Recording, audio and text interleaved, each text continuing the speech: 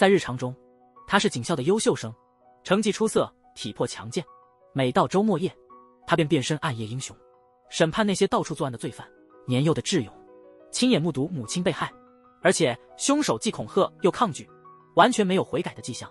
这样的不公给他的童年投下了阴影，也影响了他的终生。12年后的夜里，那男人又犯罪了，目的是一名公交司机。这次不是随便选的，司机以前报警抓过他，这是他的报复。怒气发泄之后，他慢慢下了车。对面有个年轻人盯着他看，他没太在意，就朝家里走了。走到一个没人的巷子，那年轻人居然跟上来，他觉得有点不妙，便问那小伙是谁。小伙却反问他，有18次暴力前科的人，怎么不在监狱待着，却在外头四处游荡？他只说这是他的法定权利。他决定抢先出手，结果一轮就被打趴。看他毫无悔意，小伙还真心的感谢他了，感谢他一直这么无赖，让小伙卸下心里的包袱。每次拳头落下，12年积累的怨气得以释放，让他失去母亲的人仅是个开始。下一目标姓金，上月到处小便乱拉，选择地点是地下室，房东试图制止，结果被打得重伤，估计要18周才能恢复。金在本月3号被抓，鉴于其没有逃跑或毁灭证据的可能性，检方否决了拘留申请。家人担心遭报复，显得非常焦虑，很多市民都感到愤慨，纷纷谴责检方。周末夜里，智勇再次走上正义道路，金带同伴去复仇，智勇及时介入，对两人进行了教训。接下来找的是个整形医生，利用手术机会偷录并 X 亲病人，结果仅被判6个月，医疗执照还没取消。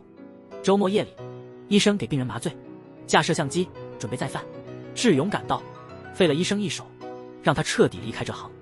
这种事多了，自然引人注目。崔记者直觉很敏感，迅速察觉到问题。最近的暴力事件，受害者都曾犯罪，并获得了轻判或释放。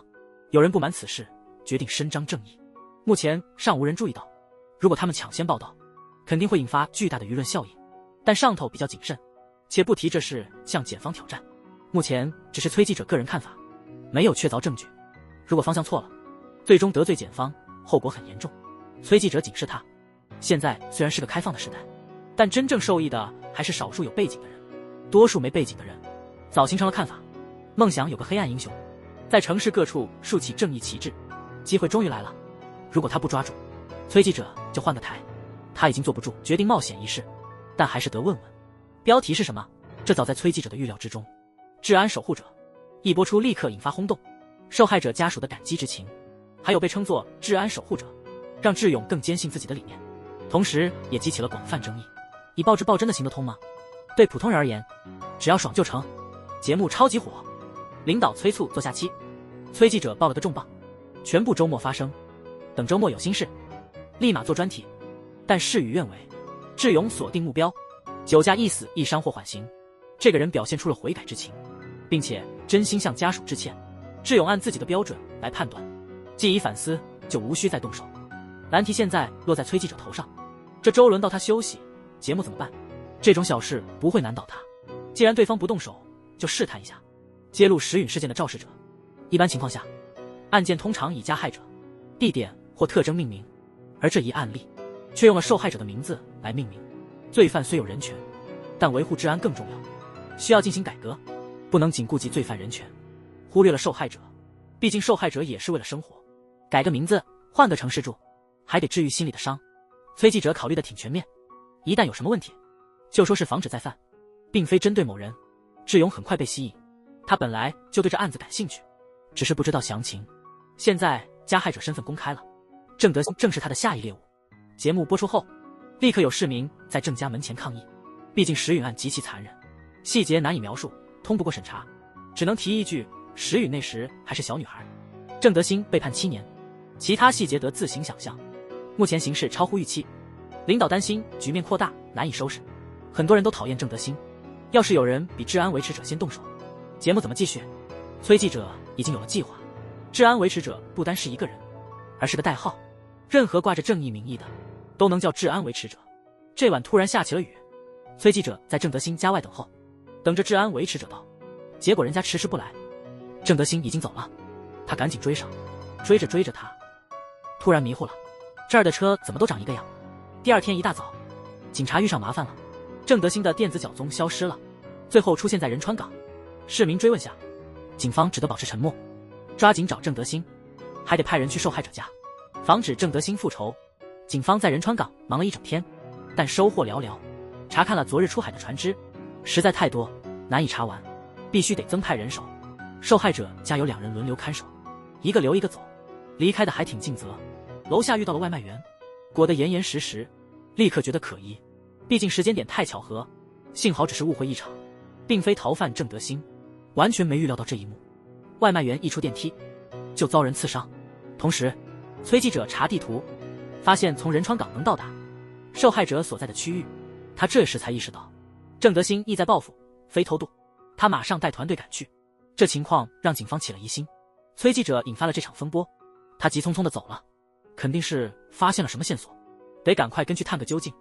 在另一边，外卖小哥到了受害者家，守在家的警察立刻戒备，原来是里面的人叫的外卖。警察感觉温暖了些，放松警惕，但箱子里拿出的却不是饭，换成一把沾满鲜血的刀。幸好他反应迅速，立马跟对方开战。途中摘下头盔，竟然是郑德兴本人，一个预先准备好，一个仓促面对。结果不难猜，外头的响动引起屋里人的注意。石允一开门看到，眼前出现了当年的恶魔。幸好警察勉强还有气息，他死命抓住郑德兴，为他赢得了逃跑机会，但最后还是被捉住了。郑德兴将所有不幸归咎于他，认为早点结束他的命，就能避免这一切麻烦。自己现在还被全球唾骂，觉得外面的世界没法待了，宁愿杀了他，去监狱舒舒服服的过。关键时刻，智勇挺身而出，郑德兴坚持抗争，先泼硫酸，再动刀子，但智勇还是占了上风。智勇对他不客气，一个左勾拳让他无法反抗，没再追击，而是留了一线生机，只需写封悔过书，让大家看到他的诚意。不一会儿，崔记者就来了，因为开得太快，差点撞上斑马线的行人，而那行人正是他口中的治安维持者。这栋大楼已被警方封锁，他以住户的名义潜入，在楼梯遇到郑德兴，不自觉地笑了起来。治安维持者真没让他失望，对待郑德兴并非惩戒，而是施以私刑。他已经决定了下一期节目的标题，大快人心。事实确实如此，市民普遍称赞。只有警方还在查凶手身份，大楼的监控不翼而飞，看来是凶手带走了硬盘。现场有几个血迹字，天王我错了，原谅。天网2字源自老子《道德经》第73章，天网恢恢，疏而不漏，意指天道公正，善恶有报，作恶必受惩罚。据此推断，此案不是误杀，而是蓄意谋杀。虽然这出于正义，但从法律角度看，这是违法行为，需严惩。同时，电视台曝光了现场，这对警方不利。如果治安维持者赢得支持，易引发模仿者，一旦私刑泛滥，社会秩序将混乱。枪打出头鸟，得赶紧把这个治安维持者搞定。警校的老师被叫去支援，恰巧他是智勇的老师，一知道要调查此案，马上开始故意误导，可能是公寓里的人干的。为了援助受害者，无意中把郑德兴杀了。但教授老于世故，不会被这种话影响。如果真是无意杀人，为何墙上会有血迹文字？这太不合常理。教授大致了解了事情，迅速做了判断。对方明白警方如何调查，石允是唯一目击者，能提供重要线索。但现阶段教授不想找他，被吓到是一方面，凶手似乎是在帮他，他情理之中不会背叛，找他也是无用，过段时间再说。调查进展不如预期，才一开始就有民众来抗议，若无保安人员，石允早就没命了。警方该颁奖不该抓人，警方已遭遇多次此类抗议。教授察觉到了问题的严重性，必须在舆论失控前抓住凶手。电视台的头头们现在也很发愁，虽然收视率高涨，叫好的人很多，但批评声也不少。有人批评他把法制节目搞成娱乐节目，正反观点在官网上激烈对抗，网站因访问量过大直接崩溃，电话更是24小时不停响个不停，无法正常工作。但崔记者早有预料，他认为这其实是件好事，至少不用担心收视率问题。再说，媒体本应坚守真相和正义，治安维持者看过节目后，对罪犯进行了惩罚，这是件公德事，不必理会外界观点，专注自己的工作，继续推动治安维护，让正义之光普照大地。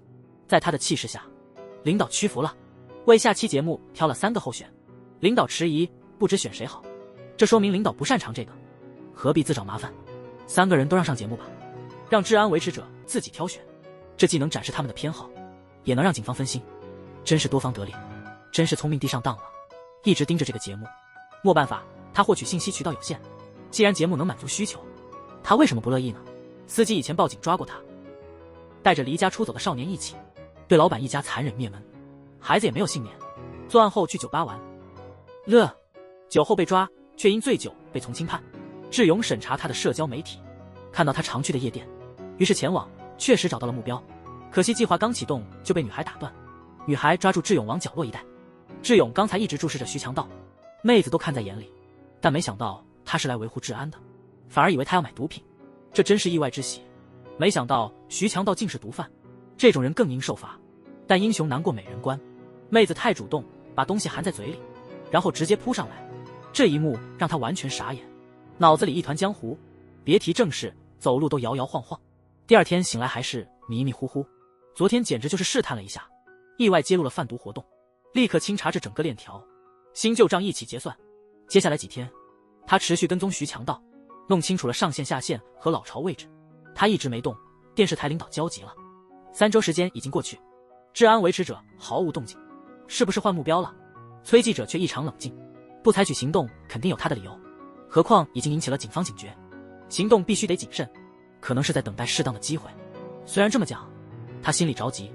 今天的节目要出彩，从感情角度切入，把热度推到顶峰。与此同时，徐强在车里看到一张纸条，上面写着去自首，还有个电话号码。他马上感觉不对劲，怀疑是维稳者来找麻烦了，找人打电话，号码居然是缉毒组的。虽然他们不算警察，但缉毒组也很难对付，这俩一找他就麻烦不断。从老大那接了货，他直奔夜店，考虑解决眼前的事，还没想出个所以然，警察猛地冲进来，他急忙从后门逃了，直奔老巢取钱。一到那儿，门居然敞开着，里面的钱全没了。还没弄明白情况，背后传来一个声音，他一直惦记的钱在智勇那里。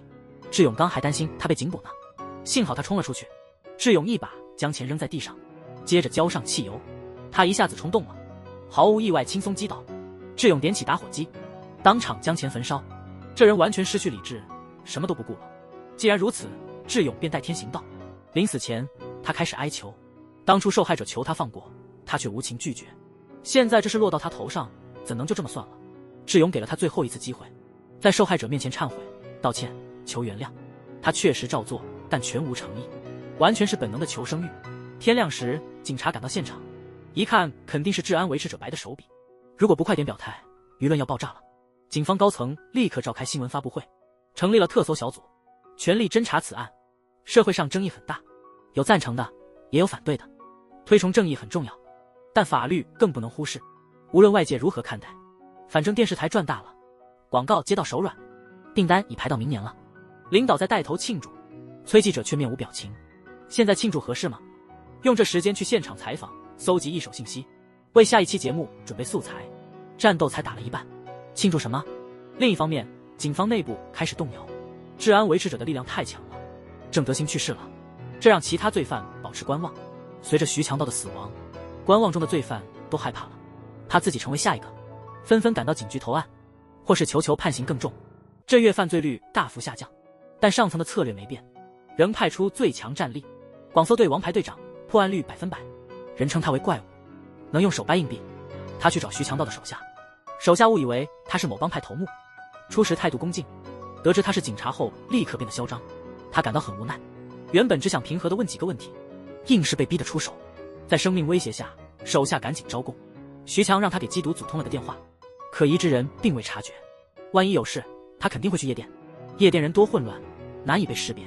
崔记者和怪物性格挺像，两人都冷静沉着，他对这案子也是这种态度，慢慢来，不着急。即使再谨慎的人，也难免露出破绽。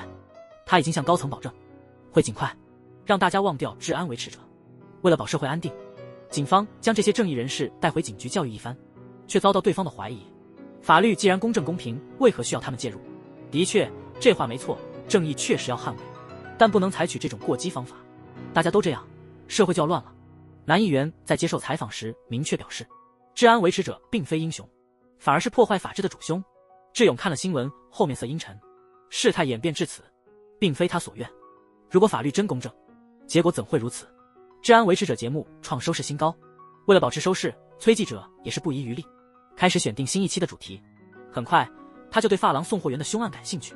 相关的肇事司机刚刚释放，他计划派人先去采访这名司机，先做个预告，看看大家的反响。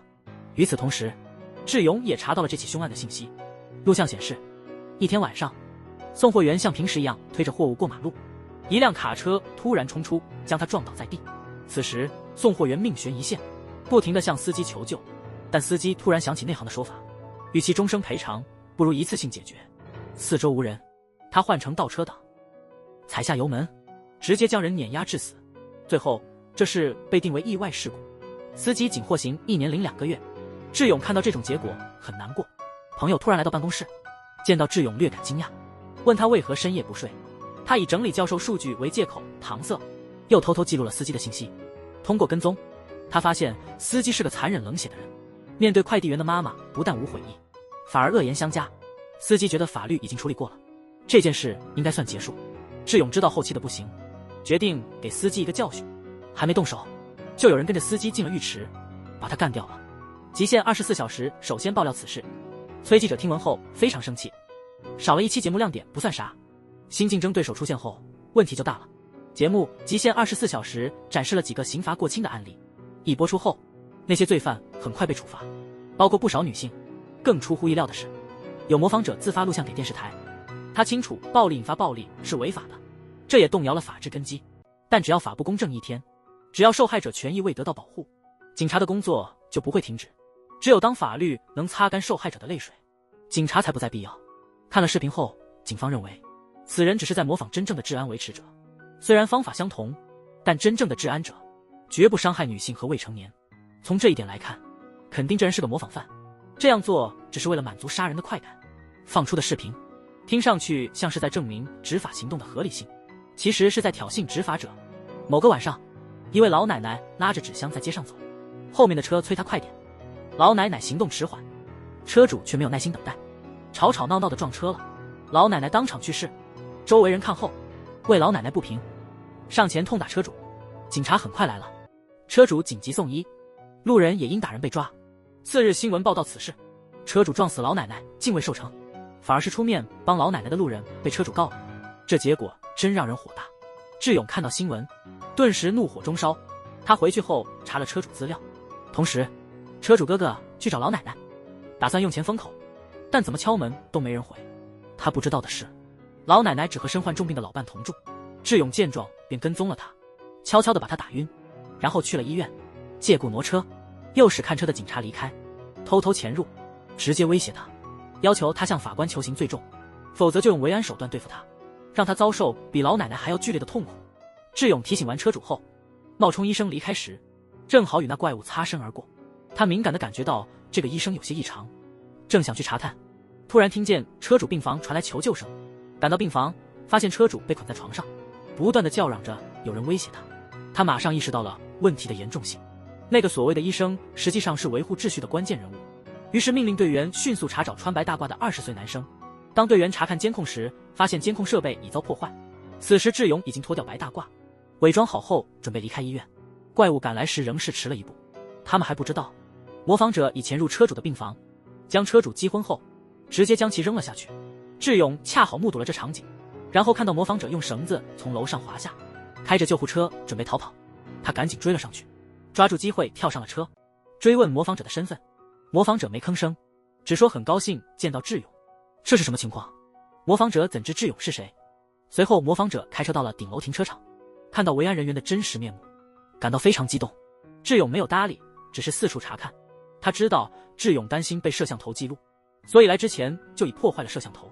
作为智勇的铁杆粉丝，一直在帮智勇收尾善后。警察没抓到智勇，这也多亏了他。智勇冷眼对视，只想弄清他是谁。身份不是关键，关键是他想与智勇大展宏图，推广以暴制暴的业务，只有合作才能猎取更大战果。但智勇不这样看，观点不和难共识，只是在补法律的不足，让罪人受到应有的处罚。但他却无辜伤人，是他背弃了初衷。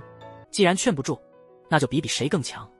二人一路打到天台，智勇险些胜出，将对方踢至天台边缘，警告他别再靠近，身份已不再重要，只需和他保持距离就行。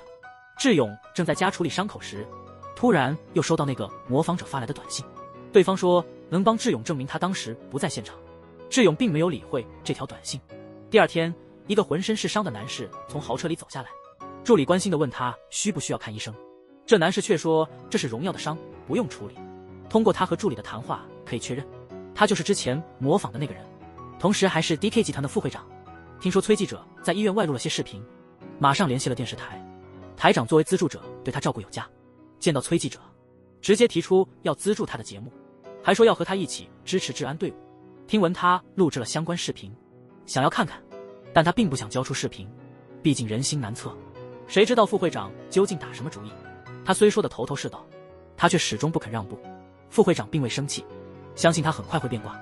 与此同时，警方的调查遇到了难题，医院附近的所有监控被破坏，现场也没有留下任何指纹或头发，凶手杀人后用缆绳逃走了。这种密不透风的计划，说明罪犯对警方的手法很熟悉，是不是和警方里的人有关？案子毫无线索，怪物只好去警校求助教授。在校园不经意遇见智勇，觉得智勇和那个医生体型挺像，便转头多看了几眼。然后怪物走进教授的办公室，里面多了2张办公桌。很好奇，一问才知道，教授忙起来就有学生帮忙。想到那犯罪手法，怪物推测凶手可能是警校学生，他想让教授提供学生信息，但遭到拒绝。教授得保护学生隐私。尽管如此，听到这猜想，还是很震惊。午间授课时，教授注意到智勇脸上的伤口，便问他怎么弄的。智勇说是在健身房练拳击时受的伤，但教授显然不信这套，要求智勇详细说明。正当智勇无计可施时，另一位老师进教室说外头有警察找智勇。智勇和教授就去见了警察，和警察一同来的还有位美女，她特地来感谢智勇。昨晚她路过酒吧，被醉汉纠缠不清，幸亏智勇伸出援手帮忙。警察来是为了取证，教授也因此消除了对智勇的疑虑。其实这都是副会长的安排，他知道智勇难以解释脸上的伤，所以安排美女来证明智勇的清白。经过这次事件，智勇还心有余悸，回想起白天遇到的怪物，忽然觉得副会长、模仿者的提议挺好，他真的需要帮手来处理后续。想到这里，他就给副会长发了条短信。副会长正在无聊地玩赛车游戏，手机一响，他立刻兴奋起来，他终于收到智勇的回信了。周末马上就到。聊天时，智勇见到了那位被救的白衣美女，他了解到是副会长安排的，于是跟着他走了。路上，智勇注意到怪物，质问他为何尾随。怪物没作答，反问他是否很在意治安维持者。他明白对方在打探底细，只好装作糊涂。怪物接着问，如果他负责治安，他会如何报道治安维持者？肯定会从立社会的视角来写，这样写是不是意在掩饰治安维持者的真实身份呢？并不是，治安维持者从未觉得自己的行为是违法的。老话说得好，老江湖就是精明，只有他们自己才懂自己的真实想法。智勇这样回答无疑暴露了自己，因为缺乏确凿证据，怪物没有逮捕他，只是劝他不要再以暴制暴。其实不逮捕他，一是因为没证据，二是怪物也有自己的小算盘。如果公众知道治安维持者是个有侠义心的人，还有个体面工作，人们肯定会对此疯狂，到时候警察难以控制局势，不如早点列出治安维持者的候选名单，找出最无能的人，把责任推给他，让大家看看那些令人惊叹的治安维持者其实是失败者，通过这种方式贬低他们，让他们不敢再采取行动。治安维持者的人气飙升，越来越多公司开始招聘模仿犯。在查资料时，崔记者偶尔发现金会长挑唆杀人却无罪释放，如将此事曝光，治安者必定介入，他可获得一手消息，于是去找小公司的文记者了解详情。虽然文记者愿意跟进，但领导怕招惹麻烦，不让他继续挖掘真相。没办法，他把搜集的证据给了崔记者。表面上是开发游戏的大公司，实际是幕后操控韩国非法赌博的公司，还牵扯到毒品交易。之前被副会长冒充者杀的那个小混混，正是金会长的手下。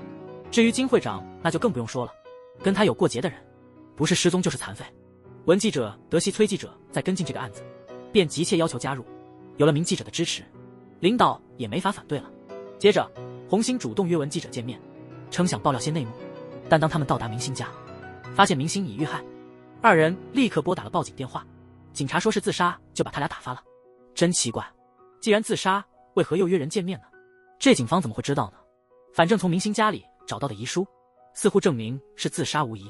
他们俩被直接撵走了。要说事情没问题，恐怕没人信。因为缺乏直接证据，他们只好继续找线索。很快地点被他们发现了，里头无数电脑急速运作，都在支撑非法赌博活动。崔记者赶紧记录下所有证据，这时门忽然开了，一个戴帽子的男人进来了。看着他越走越近，文记者不得不制造些声响，以此分散对方注意力。两人趁机逃跑，却被帽子男捉住崔记者。文记者见状，迅速拉住帽子男，让崔记者先跑，结果自己被帽子男刺死。崔记者意识到后立刻逃命，及时跳上车才得以幸存。当他带警察返回这里，里面已经空无一人。即便他展示了下午的录像，警方不信他的话，草率应付就结束了。想到记者惨死的事，他愈发愤怒，直接在节目中曝光了此事，声称这是金会长的黑幕。局长听闻此事，给金会长打了电话，催他赶快处理后果。怪物看了节目后，立刻意识到这是崔记者的诱饵，为的是引保安出手，但这样做风险很大，金会长绝不会轻饶他。怪物担心他遇险，赶紧往电视台跑。果然，崔记者一到车库，就被一个小混混抓进了车，还好怪物及时赶到，才将他救出。怪物劝他别再撒诱饵，撇开其他不谈，这种新闻很容易招来大祸。如果换成别人，他可能已经没命。他可不喜欢听这种话。如果没有他节目的协助，警方怎么能迅速抓到为安者？或者警察根本不想抓，这事他就不用操心了。警察有独特手段，相信不久将能抓住维持秩序的人，然后把不良分子铐上车，从他身上搜出手机，查看最近用过的导航地点，直接驱车前往，途中迫使他列出最近见过的人。明白实事的人都是英明的，他立刻列出了3个名字，让他指认戴帽的崔记者的男子，手艺高超，刀法精妙，还有擅长空手道和柔道的石头，也是金会长的得力助手。最后一位是力大无穷的榨汁机，金会长的私人保镖。怪物按照导航到达养猪场，实际上金会长前几天还在这清理了2个叛徒，那2个人已经被咬得不成人样。怪物下车没多话，直接干掉了那群小弟。警察一到就把小喽啰带走了，连那些尸体也派上了用场。他打算把这儿设成治安队的据点。小喽啰被选上了，很快新闻爆出治安维持官被抓捕的消息，声称有大公司在财务上支持。智勇看了新闻，露出一脸意味深长的表情。晚上，男子走进地下室，眼前是昏迷的美女，兴奋过头，没想到智勇从后面把他拉下来，一上去便是一阵痛打，逼他开保险柜，取走里头的账本。不久，警察发现了男子的尸体。这个男人之前有3次性骚扰前科，每次都无罪释放。得事实，崔记者看到新闻后非常激动。白天警察拘捕了假冒的治安人员，真正的治安人员忍不住了，便出面揭露真相，证明警察抓错人了。与此同时，怪物找到智勇想谈话，但智勇不搭理他，转身就跑。看着怪物紧追不舍，他只得停下来对怪物提出质疑：真想知道你的目的。其实那怪物没坏意，只是看好这位青年，想培养他成才，相信自己的指导，他定能成为顶尖警察。这事挺有意思。怪物只得听命于人，编造的治安报道怎谈得上培养他呢？难道要把他也培养成高层的走狗？警察本是正义的象征，在今天这不公的法律下，警察变成了怪物，他们还保护受害者吗？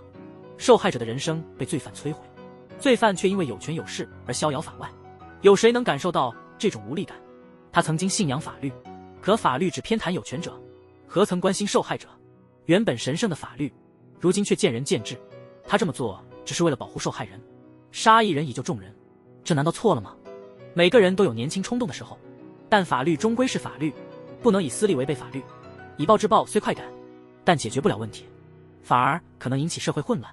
听到这话，他立刻火冒三丈，想要拳脚对决，可惜力量悬殊，很快就被怪物击倒，被紧紧压在墙上。这行为是非法的，知道法律不公正，拿小胳膊拧不动大腿。面对有权有势的人，他即使无错又如何？值得为此毁了未来吗？怪物或许也痛恨他们，但警察也不得不妥协。既然厌恶犯罪，并准备迎战罪犯，何不巧妙改变策略，成为一名杰出的警察？怪物给他2个选项，要么加入警队跟他一起办案，要么就去死。选之前，他得确认这是不是局长指示的。趁怪物发呆时，他挣脱了束缚，只要怪物能在1周内干掉局长，他就肯接受训练，努力成为优秀警员，不然他还会以自己的方式处罚那些罪犯。但意料之外的是，第2天怪物就被撤职。局长解释说，是因为造假的治安新闻给警局造成负面影响。其实撤他职是金会长的主意。金会长这人记仇很深，上次他设计陷害的也是治安维持者中的小角色，担心以后查自己，金会长不放心，非得让他搞垮。另一边，电视台的头头们担心报道金会长会引火上身，就把崔记者开除了。还在电视上正式道歉。智勇知道后就发短信给副会长，希望能让崔记者继续做节目。作为铁杆粉丝，自然是有求必应。凭借雄厚资金，副会长迅速安排了一切。崔记者得到了自己的直播间，直播里他透露，追查金会长黑幕遭受巨大阻碍，还因报道这是被解雇，揭示真相是媒体人的责任。他决心坚守初心，持续深入挖掘。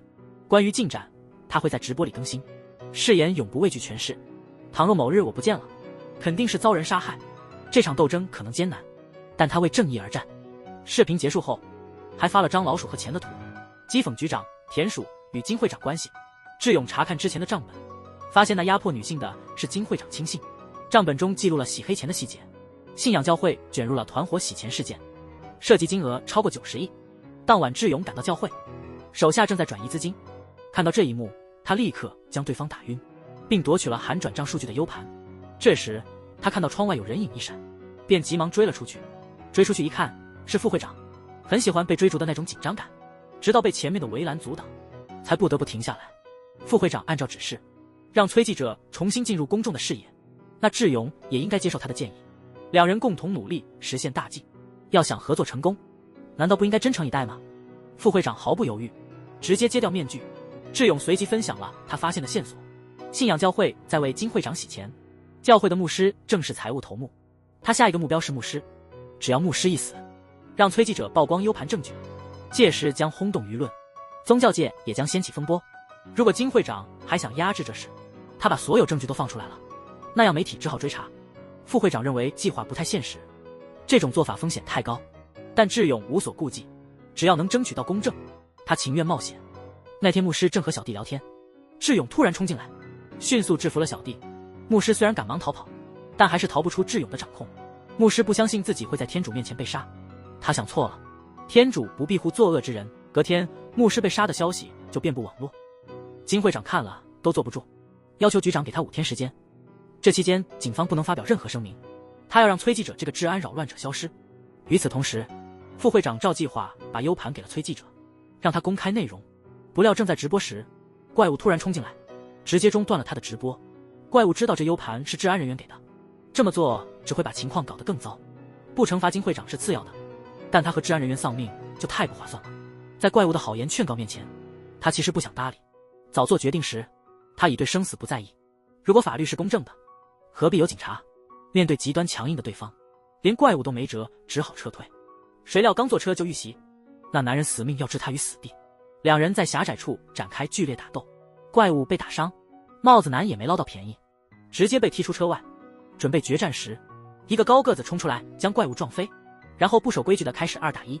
虽然他实力不弱，但孤掌难鸣，加上车轮战用尽了他的体力，最终败北。正当帽子男想把他解决掉的时候，智勇突然以维安力量出现。帽子男知道面前的人不好惹，自己刚打过一架，明白自己不是对手，留下几句狠话，忙忙逃走。被怪物攻击的图由智勇及时救下。这件事很快被媒体报道，智勇给金会长带去了个惊喜。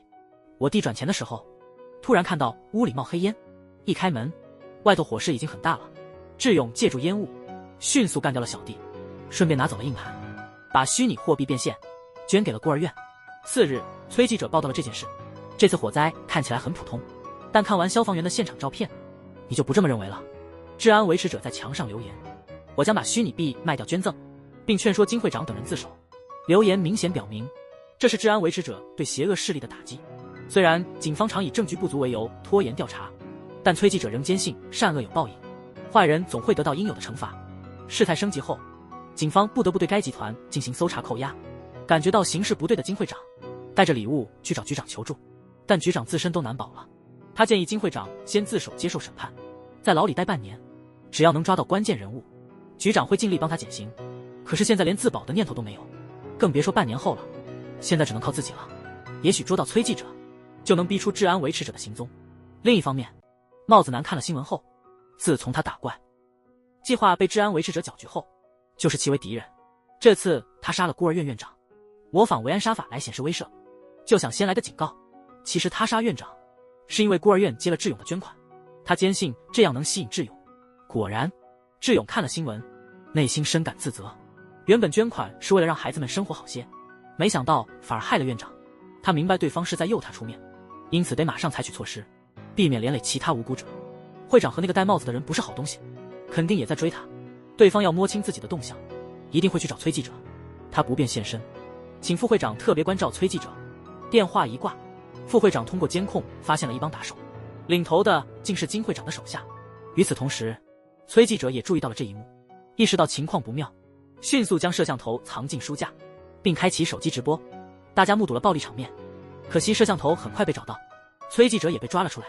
关键时刻，副会长及时赶来，迅速将打手摆平。警察到时，直播间已无异状，警方只能带崔记者回去调查。智勇在的士上得知崔记者安然无恙，便离开了这个纷争地。面对男警官的提问，崔记者表述，自从他揭露黑暗势力以来，经常遭受威胁，因此偷偷装了摄像头。直播被大家看到后，一位正义人士施以援手，但他明确此人非执法人员，毕竟真正的执法者不动用武器。次日，男警官联系智勇了解详情，其实男警官早已对他起疑，他私底下见过那怪物，体型又和治安维持者很像，加上他卖虚拟货币时用的手机信号，竟然是从警察大学来的，这让男警官更确信智勇是治安维持者。但男警官怎么问，智勇就是不承认，没有确凿证据。男警官无奈只好离开。过了一会儿，警官男又一次来到警校，打算把教授的电脑和文件带回调查。就在这时，他的下属过来报告，已经追踪到卖手机虚拟币的信号来源了，正位于校长的办公室。校长还担任警察局的局长，原来信号源是智勇安排的圈套。智勇知道局长跟金会长关系不浅，因此选在办公室交易虚拟币，为了让男警官盯上局长。此外，他还在办公室发现了局长和金会长的秘密联系手机，一旦男警官搜索，必定能发现。果然，局长进办公室时，男警官已经找到那手机。局长想要回手机，但男警官不为所动，根本不予理会。为阻止男警官揭露真相，他匆忙找杀手对付男警官。这时男警官还蒙在鼓里，在路上思索如何揭发此事，谁知一辆大卡车突然冲出，直接把他送上黄泉。怪物醒来后听说男警官死于车祸，内心深感惋惜。智勇得知消息也充满了自责。怪物找智勇质问，智勇很自责，他原本只想引男警官去查局长，没想到害了男警官性命。怪物一上来就给了他一拳，早劝他别干了，他偏不听。现在大家都四面楚歌，如果他还执迷不悟，会有悲惨下场。他早不怕死了，只要能换来公平正义，自我牺牲又算什么？除非怪物见到正义的曙光，否则他绝不会停止行动。同时，帽子男绑架了崔记者，面对残酷的审问，崔记者也没透露保安的位置，还把帽子男惹毛了。另一方面，副会长一听说崔记者失踪好几天了，不禁有些担心，于是带队去查探。结果一看，房间一片狼藉，看样子是被绑架了。他连忙联系智勇，智勇听后并不太惊讶，早就猜到会这样。金会长不会放过跟治安有关的人。为了救出崔记者，副会长来到集团后，用自己当诱饵，引开大部分手下。智勇抓住正和金会长联系的小弟，让他告诉金会长，自己明天要用虚拟币交换崔记者，如果明天人不见，就把虚拟币全卖光。其实崔记者不是金会长抓的，真正绑架崔记者的是帽子男，但能找到他的人寥寥无几。金会长估出是谁后，立即和帽子男取得联系，希望用钱交换崔记者的自由。他已经定好了和治安员的会面时间和地点，只需帽子男按时带来崔记者，就能一举拿下治安员。帽子男正想挑战治安员，于是答应与金会长合作。为确保计划万全，金会长还召集了众多手下作为后备。智勇借着夜幕跟副会长密谈对策，不知道都被人看见了，这人就是他的好友。副会长一走，好友便拦住智勇，问他最近怎么回事，为何总是神神秘秘。智勇没吭声，好友也未再追问，只嘱咐他明天得准时上课。回家后，智勇盯着跟妈妈的合影发呆，如果没那场意外，他也不会变成现在这样。虽然跟金会长的对抗凶险异常，但他决定要为了正义而战，揭露这些邪恶势力。第二天，金会长领着手下来到体育馆，抢先控制了监控室，只要智勇一露面就能立刻抓到。但他们不晓得，晚上是电音节，大家将穿同款服装，齐齐走进体育馆，抓到智勇可不容易。看到这一幕的金会长气得快吐血。其实这都是智勇和副会长策划的。副会长身为财阀，举办个电音节轻而易举。混入体育馆内后，两人在高处四处张望，同时帽子男陪崔记者到了约定地点，他吩咐大个子先把人带入体育馆，自己在旁边暗中观察。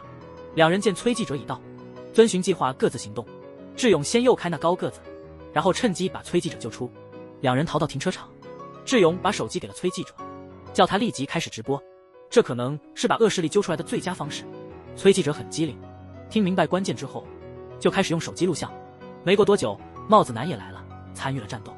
另一侧，副会长和金会长的手下打得水深火热，但力量悬殊。副会长察觉不妙，带着小弟撤往停车场。金会长被耍得晕头转向，气得怒火攻心，直接命令全都干掉。帽子男也非常气愤，平常都为金会长出力解困，现在居然想要杀他。金会长既然做得不仁，他就不必有意，忙于应付小弟，他顾不上智勇了。怪物看完直播后，立马换了装备，带着新招来的混混赶到现场。与此同时，局长正在向高层报告资金问题，手下来报告情况。听说维安队和金会长在体育馆闹事，被崔记者直播后，高层暴怒，要求局长今晚必须解决此事。同时，三方势力混战时，怪物的车冲入体育场，直接把大个撞飞。小弟见到警察来了，纷纷开始撤退。可金某已经疯了，不在乎对方身份，依然残忍无情，拿着刀又回到公交上跟智勇决斗。